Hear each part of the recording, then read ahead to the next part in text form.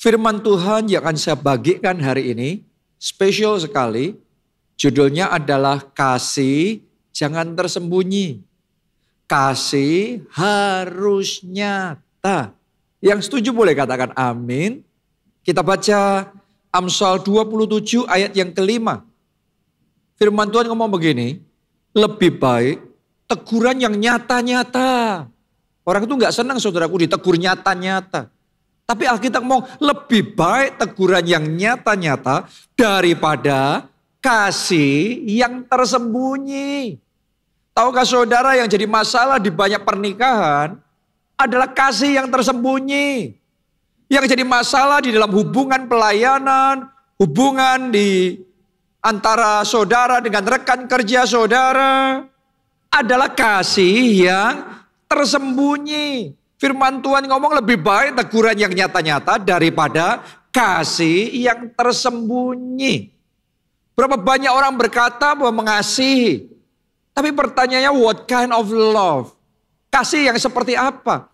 Kasih yang tersembunyi atau kasih yang dinyatakan? Kasih yang dimanifestasikan. Berapa banyak orang yang berkata mengasihi. Tetapi tindakannya, realitanya memanfaatkan. Mulutnya mengklaim, mendukung. Tapi ternyata di belakang terus menjelek-jelekkan. Berapa banyak suami yang berkata kepada istrinya bahwa dia mengasihi I love you. Tapi selalu gak punya waktu. Selalu gak perhatian, selalu gak sabar. Jadi mengasihi tapi kasihnya tersembunyi di hati. Gak bisa dirasakan oleh istrinya. Sebaliknya berapa banyak istri juga berkata mengasihi suami tapi gak peduli sama kebutuhan suami. Gak mau tunduk, gak mau taat, maunya cuma minta ini dan minta itu. Saya mau ngomong sama saudara, kasih jangan tersembunyi, katakan amin. Kasih harus dimanifestasikan. Para suami, kasih itu harus nyata. Para istri, kasih harus nyata. Orang tua, anak, kasih itu bukan cuma di bibir, bukan cuma lip service. Tapi kasih itu action real. Bisa dirasakan. Ada bukti kasihnya.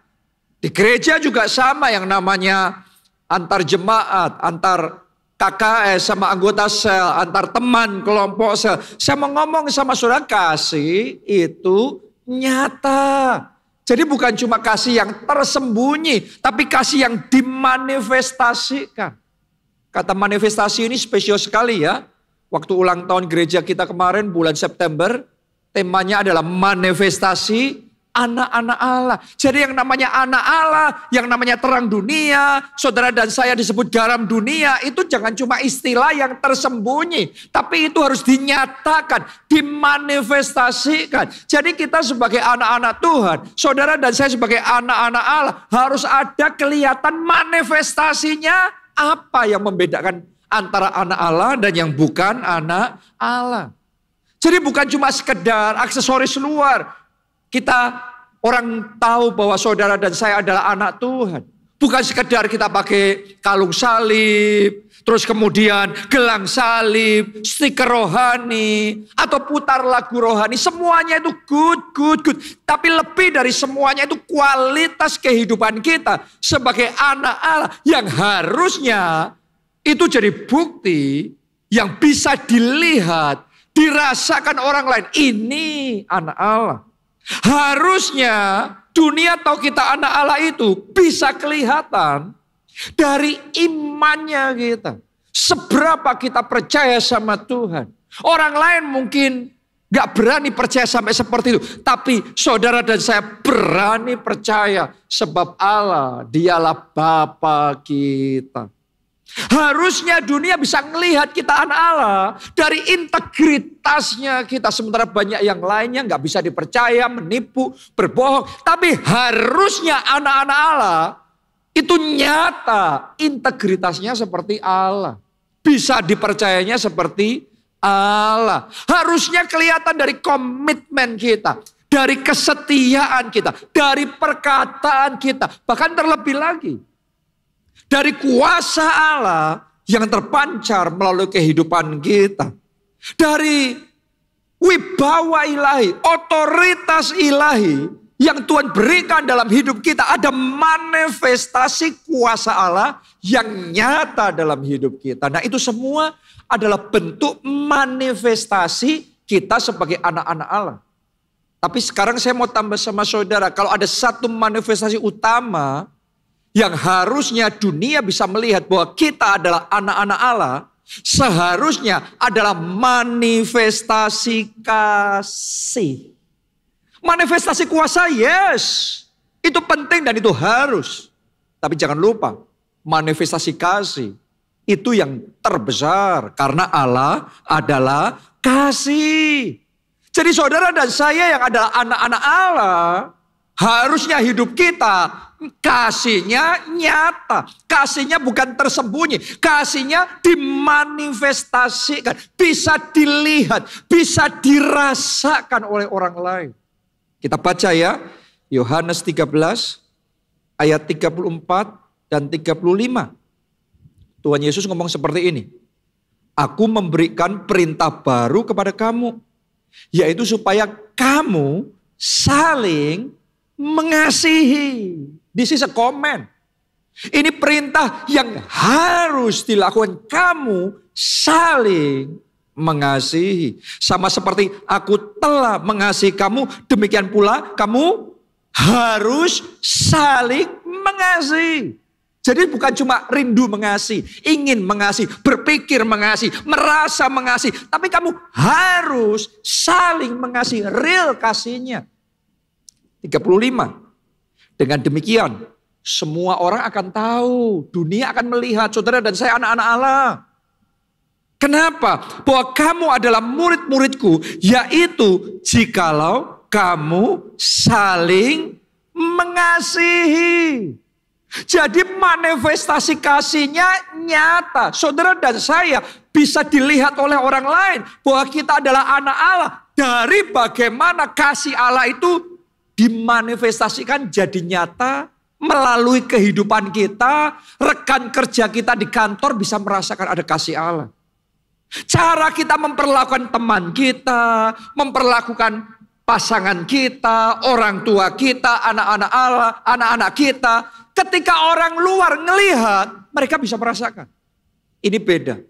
Ini yang namanya kasih Allah yang nyata. Jadi ada manifestasi kasih Allah. Harusnya ini yang jadi nyata. Ini yang harus jadi signature. Ini harus jadi ciri utama anak-anak Allah. Dan doa saya ini ciri utama jemaat keluarga Allah yang ada di tempat ini. Yaitu kasih Allah nyata dalam hidup saudara. Kita baca Kisah Para Rasul 5 ayatnya yang ke-12. Dan oleh rasul-rasul diadakan banyak tanda dan mujizat di antara orang banyak. Ternyata saudaraku kalau bicara tentang jemaat mula-mula, itu ciri utamanya nomor 1 adalah banyak tanda dan mujizat. Berarti ada manifestasi kuasa Allah. Ada demonstrasi kuasa Allah yang nyata. Yang sakit disembuhkan. Dan banyak keajaiban, mujizat-mujizat didemonstrasikan. Karena itu adalah ciri Allah ada di tengah-tengah kita. Yaitu kuasa Allah nyata. Tapi jangan lupa, ayat itu gak berhenti sampai di situ. Mari kita lanjutkan. Semua orang percaya selalu berkumpul di Serambi Salomo dalam persekutuan yang erat. Jadi bukan cuma kumpul-kumpul, bukan cuma ada bersama-sama hadir dalam ibadah, tapi ada yang namanya persekutuan yang erat, ada kesatuan, ada kesehatian. Dan yang seperti itu hanya memungkinkan kalau kasih itu nyata. Kalau ada manifestasi kasih yang nyata. Ternyata di jemaat mula-mula, 2 ciri utamanya, yaitu kuasa dan kasih. Doa saya, kita semua juga ngalami ini. Ciri utama gereja keluarga Allah, ada manifestasi kuasa Allah yang nyata, juga ada manifestasi kasih Allah yang nyata di dalam kehidupan kita. Oke. Nah, sadarkah saudara bahwa ketika kita kepenuhan Roh Kudus, maka dua hal yang muncul adalah manifestasi kuasa Roh Kudus dan manifestasi kasih Allah.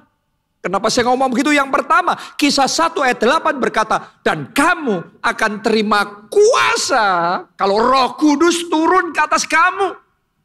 Jadi kalau ada kepenuhan Roh Kudus, ciri utamanya ada kuasa Allah yang akan dinyatakan dalam hidup saudara. Ada anointing for dominion, ada urapan berkuasa. Sehingga dalam hidupmu engkau gak terus menerus kalah, tapi engkau menang. Engkau jadi pemenang, engkau lebih dari pemenang. Amin. Jadi mulai hari ini biarlah manifestasi kuasa Allah nyata dalam hidup saudara. Sementara Anda dipenuhi Roh Kudus lebih dan lebih lagi, maka manifestasi kuasanya juga lebih dan lebih lagi. Mujizat-mujizat dan tanda ajaibnya semakin lebih dan lebih lagi dalam hidup saudara. Tapi tahukah saudara, kepenuhan Roh Kudus bukan sekedar kita terima kuasa. Tapi ketika kita mengalami kepenuhan Roh Kudus, Alkitab ngomong tentang buah-buah roh. Dan buah roh yang paling penting, yang paling utama namanya adalah kasih. Benar? Itu buah roh yang pertama, yaitu kasih. Jadi kalau seseorang kepenuhan dengan Roh Kudus, yes, dia terima kuasa. Tapi yang kedua, ada buah roh kasih yang bisa dirasakan oleh istrinya. Ternyata suaminya ini sayang sama dia. Kalau Anda terima kepenuhan Roh Kudus dan kepenuhan itu real, maka anakmu bisa merasakan. Ternyata orang tuaku itu sayang sama aku. Ternyata anakku itu sayang sama aku. Orang lain bisa merasakan. Rekan kerja saudara, teman kelompok saya saudara. Real kasihnya gak tersembunyi. Gak cuma di dalam, tapi kasihnya dinyatakan buahnya bisa dicicipi, dirasakan oleh orang lain. Yang namanya buah itu bukan kita yang mencicipi, tapi orang lain yang mencicipi buah yang kita hasilkan. Biarlah mulai hari ini buah roh kasih saudara nyata, bisa dicicipi, bisa dirasakan, bisa bermanfaat bagi orang lain. Jadi kasih jangan tersembunyi, kasih harus nyata. Mari kita buka di dalam 2 Tesalonika 1 ayatnya yang ketiga. Ini adalah kisah tentang jemaat Tesalonika.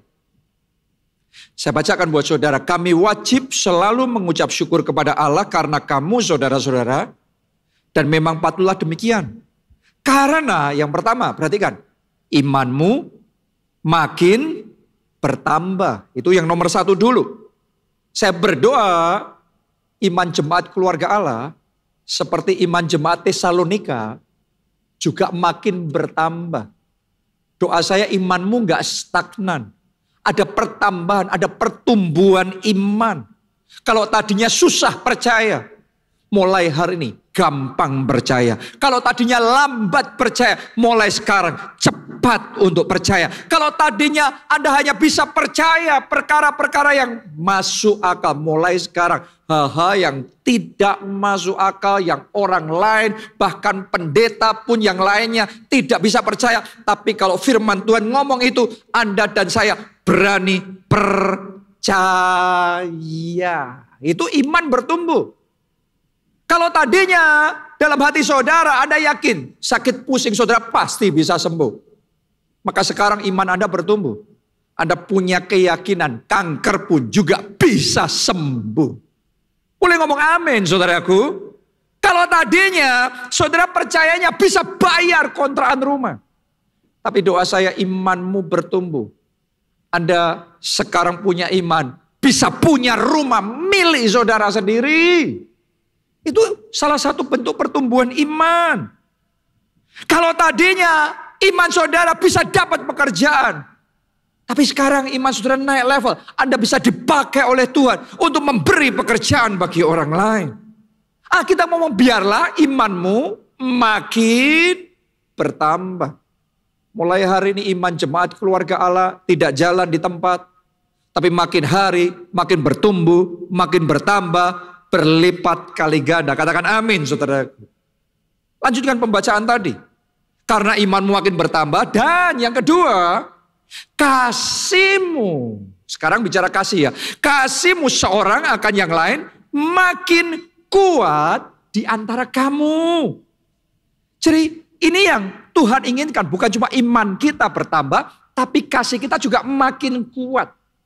Kalau tadinya kasihnya lemah, kasih lemah itu gampang kecewa, gampang sakit hati, dendam, marah, curiga sama orang lain. Tapi doa saya mulai hari ini, kasih saudara makin kuat. Kasih saudara kasih yang progresif, kasih yang makin maju, kasih yang makin bertumbuh. Kalau tadinya Anda hanya bisa mengasihi orang-orang yang baik sama saudara. Kalau orang lain baik, kalau suamimu baik, pasanganmu baik, orang tuamu baik, temanmu baik, Anda bisa mengasihi. Yes, that's good. Tapi mulai sekarang kasihmu upgraded. Kasihmu bertambah, makin kuat. Anda bisa mengasihi sekalipun. Maksudnya gimana? Sekalipun suamimu perkataannya menyakitkan. Sekalipun orang tuamu memperlakukan engkau dengan tidak adil, membanding-bandingkan engkau dengan kakakmu, tetap mengasihi. Sekalipun teman di gereja menggosipkan yang tidak-tidak, tapi kasih yang ada di hatimu tidak jadi luntur. Kasih yang ada di hatimu tidak menjadi pudar. Sekalipun anggota kelompok selmu menuntut ini, menuntut itu, rekan kerjamu mungkin memperlakukan dengan tidak adil, tapi saya berdoa mulai hari ini kasihmu semakin kuat, kasihmu tetap kokoh. Jadi yang tadinya mengasihi penuh dengan syarat dan ketentuan, sekarang seperti kasih Allah. Kasihnya tanpa syarat. Sekalipun keluarga saudara tipe keluarga yang sukar, kita tetap bisa mengasihi keluarga kita.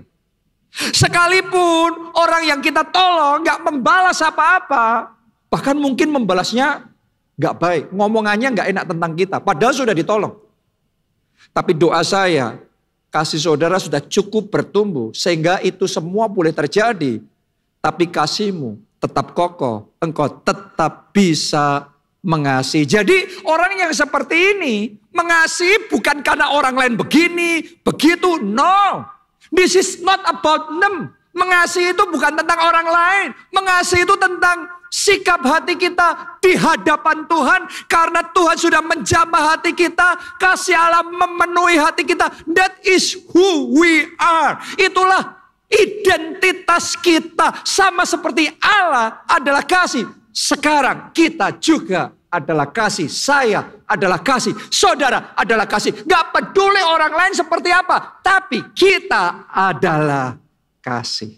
Dan kita tetap mengasihi. Itu kasih yang bertumbuh. Jadi bukan hanya iman yang bertumbuh, tapi kasih juga bertumbuh. Doa saya kasihnya jemaat keluarga Allah hari demi hari makin bertumbuh, makin kuat, dan makin berbuah-buah lebat di dalam Tuhan. Ini yang seharusnya terjadi dan ini yang Tuhan mau kita alami dalam hidup kita. Kalau Anda pelajari di dalam kisah perjalanan murid-murid Yesus, mereka juga mengalami kasih yang bertumbuh. Ya, Tuhan mengajarkan tentang hukum yang terutama yang pertama, hukum yang terutama yang kedua, yaitu love God, love people with passion. Tadinya mereka love God with passionnya sangat terbatas sekali. Cinta Yesus sih, tapi begitu Yesus mau ditangkap, disalibkan, mereka lari duluan, menyelamatkan diri masing-masing. Jadi cinta Tuhan tapi cintanya masih kecil banget. Terbatas sekali. Cinta sesama, love people with passion. Tapi ketika disuruh ngasih makan, mereka ngomong sama Yesus, waduh, gak bisa kita, biarin orang-orang itu pergi cari makan sendiri. 5.000 orang lagi jumlahnya. Masa kita yang disuruh ngasih makan sama mereka? Tapi orang yang sama, murid-murid Yesus yang sama, ketika waktu berjalan, dan mereka dipenuhi dengan kasih Allah, tiba-tiba love God with passion-nya luar biasa sekali. Yang tadinya andung selamat, yang tadinya maunya cari selamat, cari aman diri sendiri. Sekarang murid-murid Yesus berani mempertaruhkan segalanya bagi Yesus. Maju tak gentar, memberitakan Injil, bersaksi.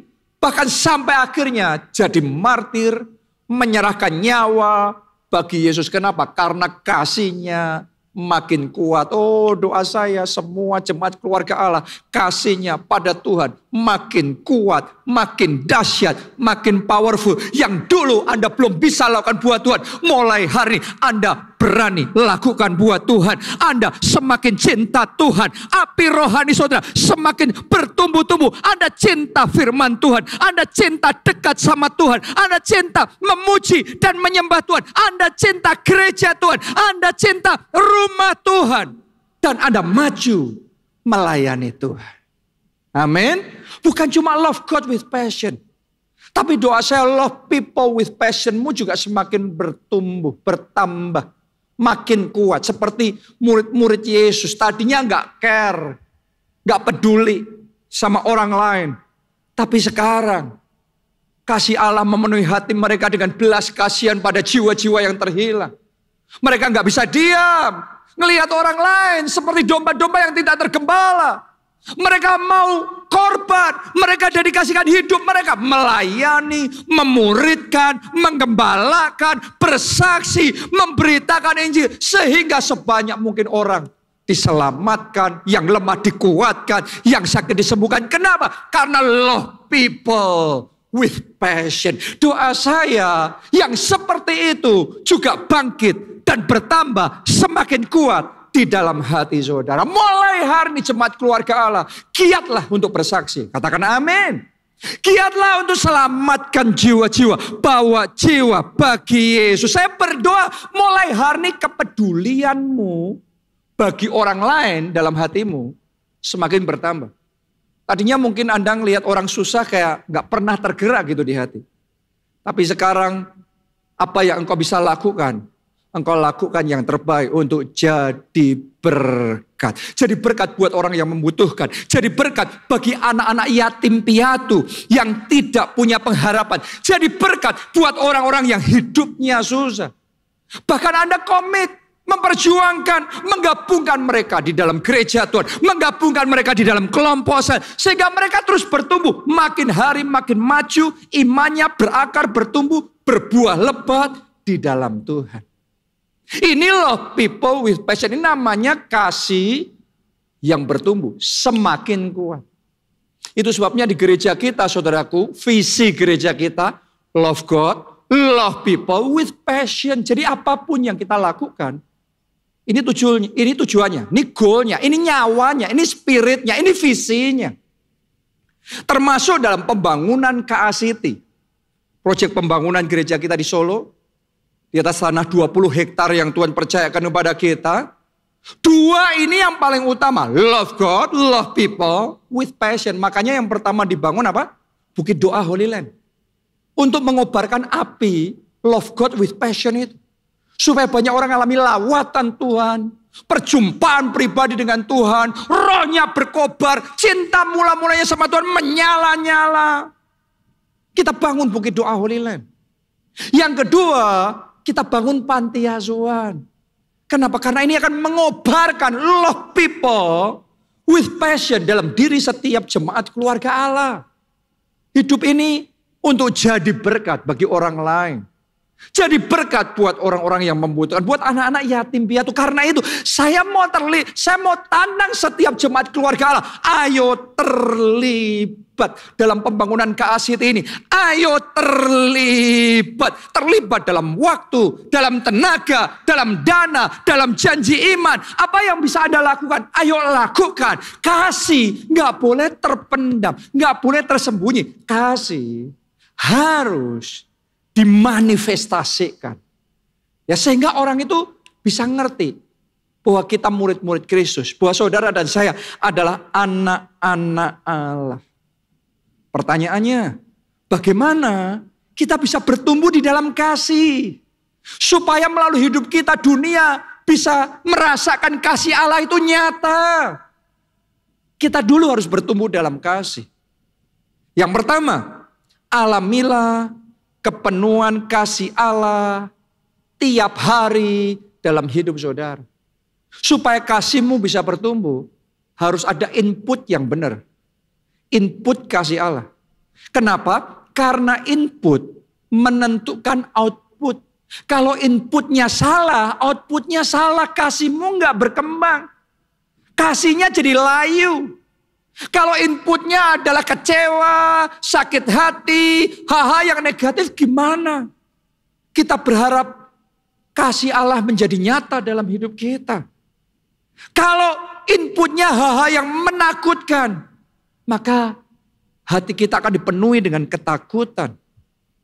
Tapi sebaliknya, kalau inputnya adalah kasih Allah, hatimu dipenuhi dengan kasih Allah, maka hari demi hari kasih Allah itu akan semakin meluap, meluber.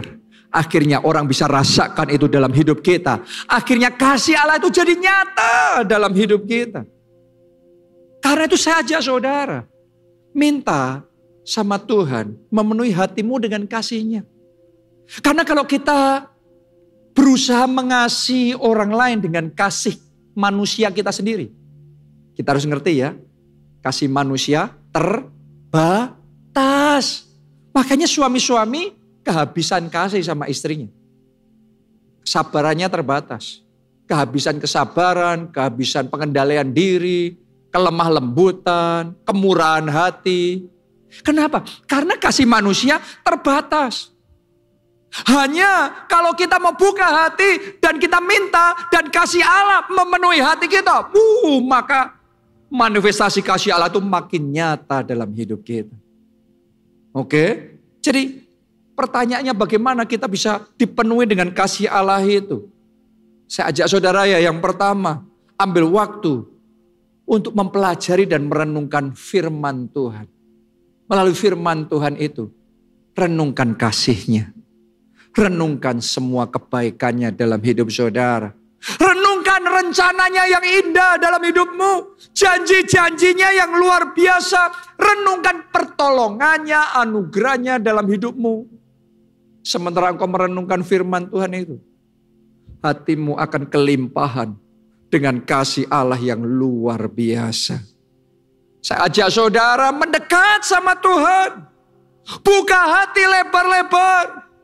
Saya mau ngomong begini sama saudara. Ketika kita buka hati, maka kasih Allah itu akan mengalir, menyerbu masuk, memenuhi hati kita. Sampai kepenuhan, sampai kelimpahan dengan kasih Allah itu. Jadi ambil waktu, duduk diam dalam hadirat Tuhan.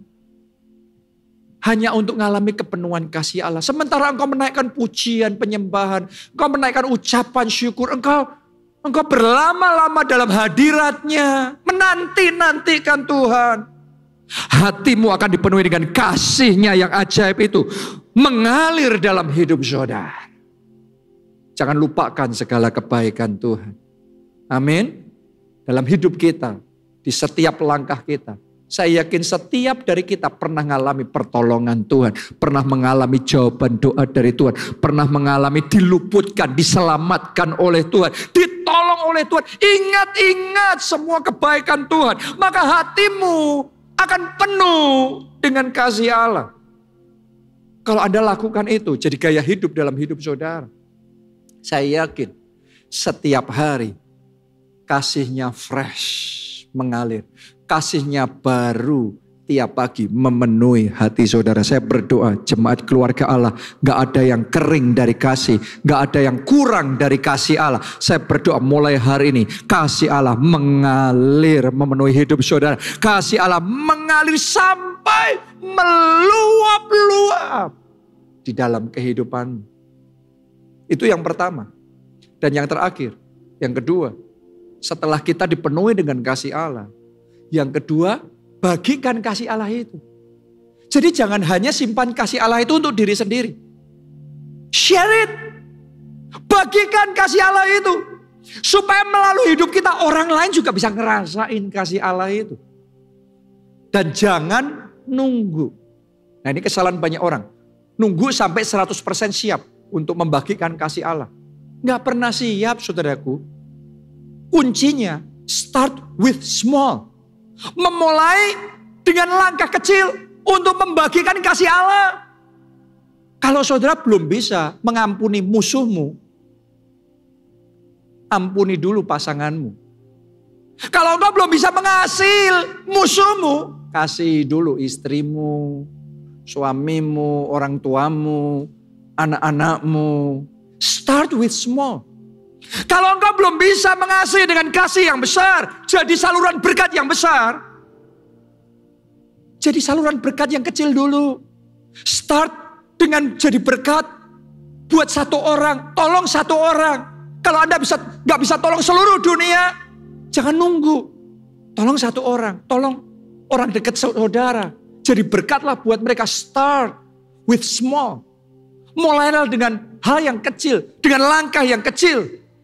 Karena kita berkata, barang siapa setiap perkara kecil, ia akan diberi kepercayaan perkara yang besar. Dari yang kecil akan bertumbuh menjadi besar. Tahukah saudara, ketika Anda lakukan hal yang kecil, kasih yang kecil, buat keluarga saudara, buat istri saudara, Tuhan akan pakai itu untuk mendatangkan pemulihan yang besar di dalam kehidupan saudara.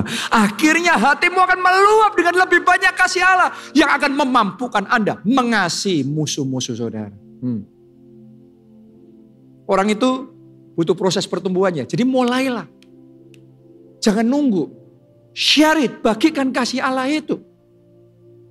Ketika saudara memulai menolong satu orang, jadi berkat buat satu orang, itu sendiri akan dipakai Tuhan bukan hanya untuk orang itu, tapi untuk menumbuhkan kasih-Nya lebih dan lebih lagi dalam hidup saudara. Sehingga Anda dimampukan untuk bisa menolong satu orang lagi. Menolong satu orang lagi. Satu keluarga lagi. Mendukung satu anak yatim piatu lagi. Jangan nunggu banyak. Mulai dengan satu. Membangun satu goa doa lagi di KACT. Terlibat lebih lagi. Membangun gereja lebih lagi. Terus makin lama makin besar. Hidup kita akan dipakai jadi berkat yang besar. Tapi dimulainya dari satu.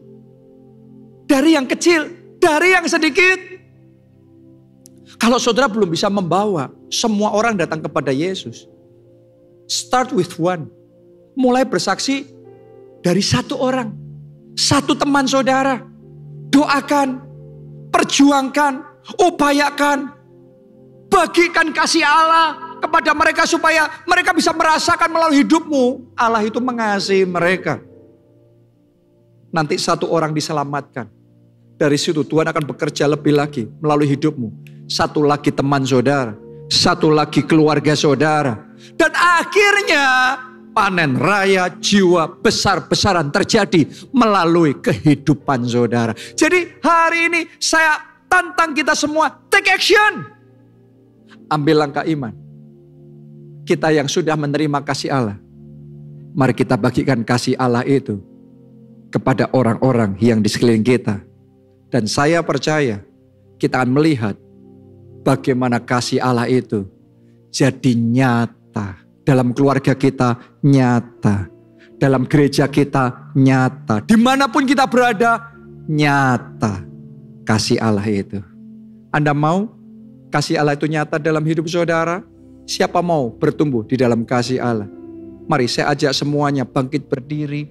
Bangkit berdiri. Kita nyanyikan lagu ini. Pengharapanku, pertolonganku. Tuhan, angkat dua tangan saudara. Katakan bersama-sama. Pertolonganku datang darimu. Pengharapanku hanya padamu. Ku tak akan goyah, ku tak akan getar. Sebab kau gunung batuku, kota bentengku, pertolonganku.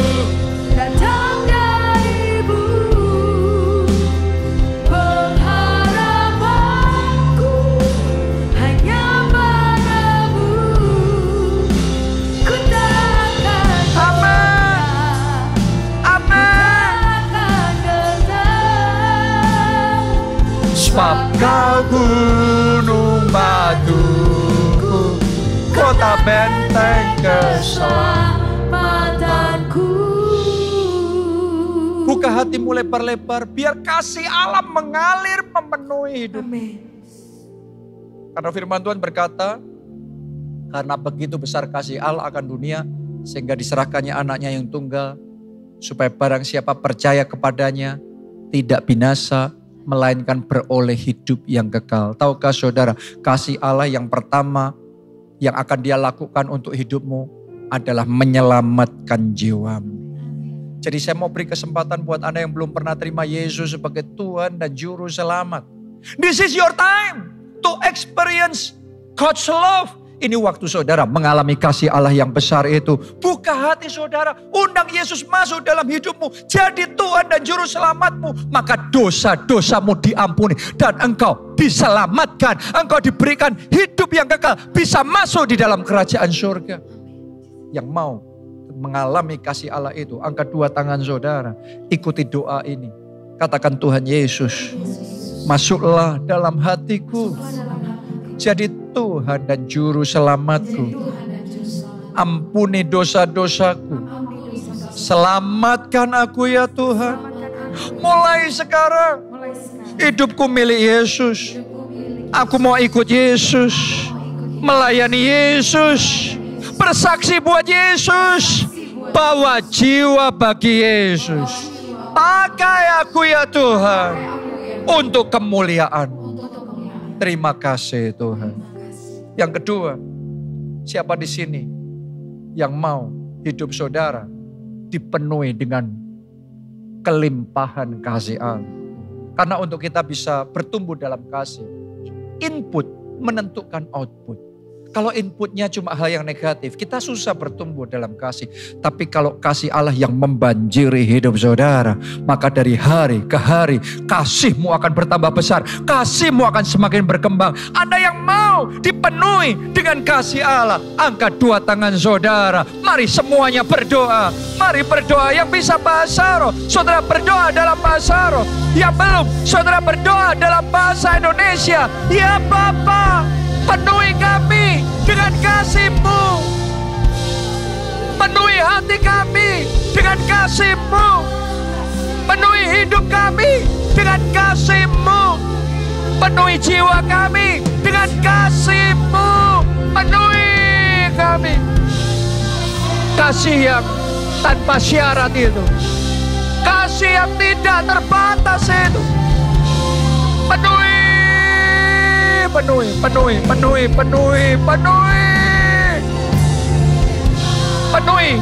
umat-Mu dengan kebaikan-Mu ya Bapa. Dengan kemurahan hati-Mu ya Bapa. Jamah hati kami dengan kelembutan-Mu ya Bapa. Hujani umat-Mu dengan anugerah-Mu.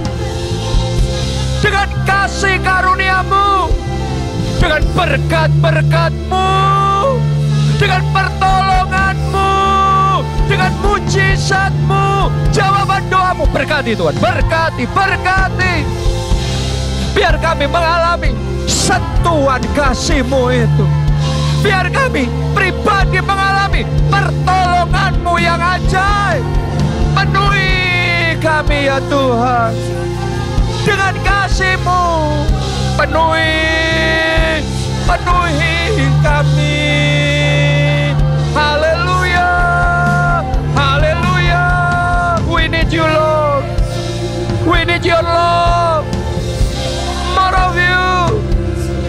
More love. Your love. Agape love. Fill us up, oh Lord. Hati kami haus. Kami rindu. Kasih-Mu lebih membanjiri hati kami. Ora la pasyara.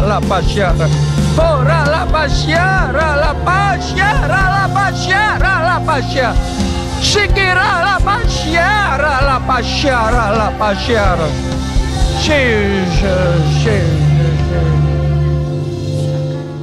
Dan yang terakhir, sementara kasih Allah terus memenuhi hidup kita, saya ajak saudara jangan simpan kasih itu hanya untuk dirimu sendiri.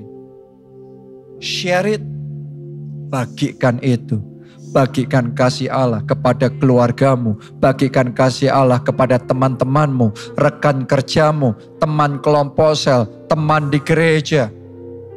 Biarlah hidup saudara ada manifestasi kasih Allah yang bisa dirasakan, yang buah-buah roh kasihnya bisa dicicipi oleh orang-orang di sekeliling saudara. Siapa di sini yang mau hidup saudara jadi manifestasi kasih Allah? Siapa yang mau dalam hidup saudara kasih itu terus bertumbuh dan lebih lagi bertumbuh? Angkat dua tangan saudara dengan kuat, katakan Tuhan Yesus, ini aku, ini komitmenku, aku mau bertumbuh dalam kasih-Mu.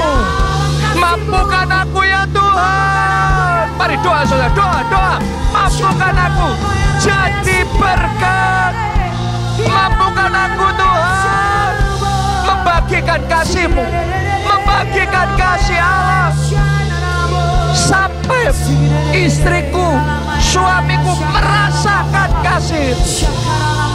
Orang tuaku, anak-anakku merasakan kasih. Orang-orang di sekelilingku merasakan kasih. Pakai ya Tuhan, pakai ya Tuhan. Oh Jesus, oh Jesus. Mari katakan bersama-sama, pertolonganku, pertolonganku datang dari-Mu, pengharapanku hanya pada-Mu. Katakan, ku tak akan goyah, ku tak akan gentar, sebab Kau gunung batuku. Mari lambaikan dua tanganmu, katakan pertolonganku datang dari-Mu, pengharapanku hanya pada-Mu. Ku tak akan goyah, ku tak akan gentar, sebab Kau gunung batuku, kota benteng keselamatanku. Sebab Kau gunung batuku, kota benteng keselamatanku.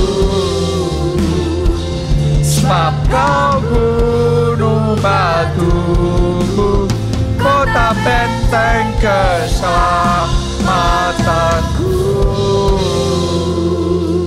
Haleluya. Terima kasih Tuhan. Mari angkat dua tanganmu dan aminkan berkat Tuhan ini.